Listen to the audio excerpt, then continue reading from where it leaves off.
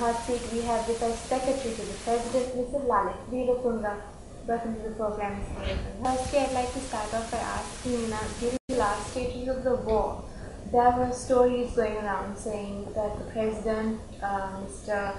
Gotabaya Rajapaksa, the Secretary of Defense, and advisor to the president, MP Basil Rajapaksa, as well as yourself, were meeting with a lot of Indians, people from the Indian government. So can you really go into that and tell us what were these discussions really about?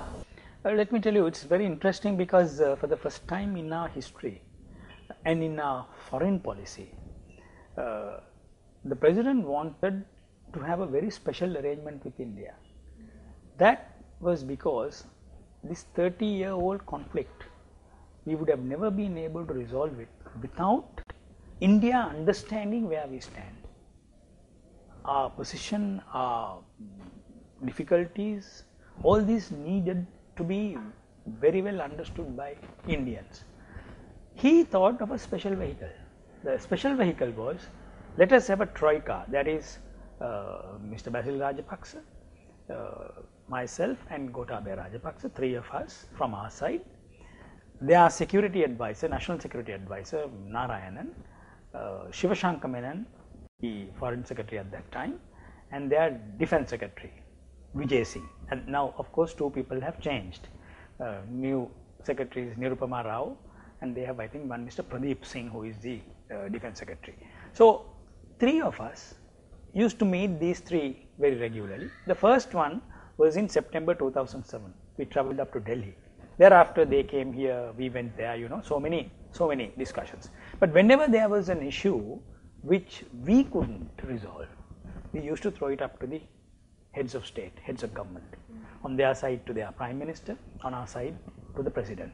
So that is how this whole mechanism was established. And my own understanding is that that brought salutary results, because if you go back in history, the problem was that India always thought that we would say one thing and do another. So there was some kind of, you know, suspicion. Early in the 70s, Mrs. Bandaranaike had great relations with India, obviously because of, you know, the family ties. Mrs. Indira Gandhi, her children, Madam Bandaranaike and her children, they were all, you know, very closely tied up. But since the 77 government came into being, and certain, you know, remarks made by certain politicians, there has been always a divide between the two countries.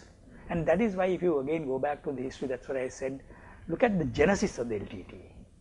The LTT was able to get to this level because it had support from India. That is very well documented. That's a very well known fact. Having understood all this, being a parliamentarian for 40 years, sat in the opposition, he wasn't an MP for some time. Mr. Rajapaksa was able to understand the intricacies of foreign relations, particularly with India, and therefore he thought, let's have a very special vehicle, and that is how this came about. So, to sum up that little part of it, is that we were able to discuss the most difficult things in a very amiable kind of environment and come to certain understandings, and therefore the two governments worked very well during this entire period of last 4 years.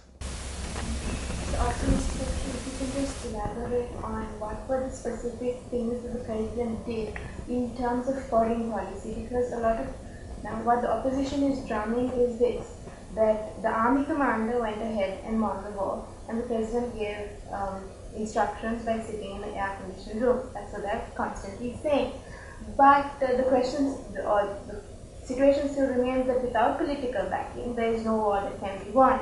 So can you talk a little bit about how the president went in and how we can put the president on the ground, of, you know, moving those pawns as opposed to having the army commander be the one moving the pawns. If you can talk a bit about that. Yes, let me go back to the time he was made the president, elected president. 2005 November, when he became the president, 19th of November, what did he have? He had an army which had been issued orders by the political hierarchy, right? Because, you know, there was this peace agreement.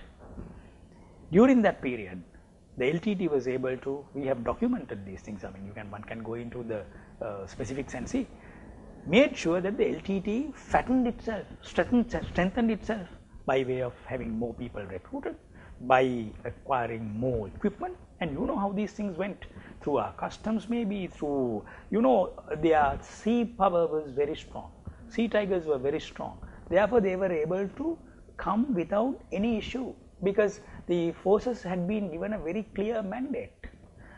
At the time the president came into power and became the commander-in-chief, the orders were that even the soldiers stationed in Jaffna, they were carrying guns but without bullets. I can say that to you because I am not the defense secretary, nor am I the army commander, but I can tell you because I am a member of the National Security Council. In the course of our discussion, I am going to show some of the notes that I have made in those meetings. In the National Security Council, all these things are discussed. President is the head of the National Security Council. National Security Council takes policy decisions on defense, on ensuring national security, on how we get about in a war. How do we get about in this situation with the most brutal terrorist outfit in the world? That is where everything is discussed. The president's role in this whole thing, I must tell you, I am not saying this because I am secretary of the president. Let me take my hat off and, you know, just become a normal citizen.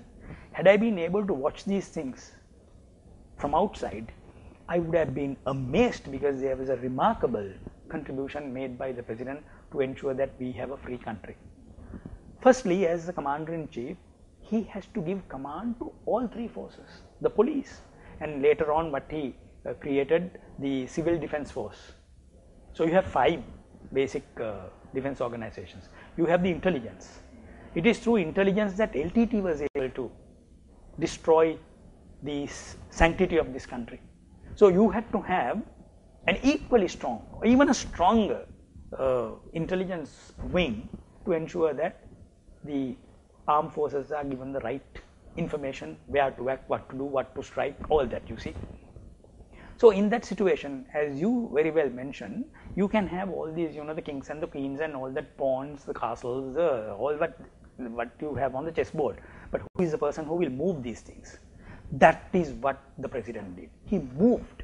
He made sure that the forces are commanded by people who are able to do what they are supposed to do. He made sure that commanders of the army, the navy and the air force are given enough men. When he became the president, the army was in my, if I remember right, must have been about 100,000. He made sure that it goes up to 200,000. How? By providing finances, by providing direction. All these, you have the army, the navy and the air force, the police, who coordinates all these things. They can't be going in their own direction. You have a chief of defense staff, but the entire coordination was done on behalf of the president by the Secretary Ministry of Defense. Secretary Ministry of Defense happened to be someone who was IT savvy. So he brought in information technology into the whole thing. That created a huge difference the way we went about. So the president's role is not merely directing the armed forces to do what they have to do. He also had to keep in mind the political implications. If this did not go right, who would have taken the flak? The flak would have been on the president. That is what I want to make sure. So if you are to take the flak, if something goes wrong, you also must be the person to take the plum when it's given to you. The bouquets must also come to you. You are the person who is responsible for it. So the entire equation rested around him. You needed a political leader because we also had the army, the navy and the air force. We had brilliant commanders. We had brilliant men. Our armed forces were very good, probably better than some of the other armies of our own kind of level in the rest of the world. But what wasn't there? The lack was there wasn't this political will, the political push and the determination to rid this country of terrorism. That is what lacked. So here is a man who brings all that to his presidency, gives very clear directions, very firm. You see, this is one period I can tell you that the National Security Council had been held every Wednesday, if not on a Thursday maybe, very regularly to review what has been done and to give direction to what needs to be doing.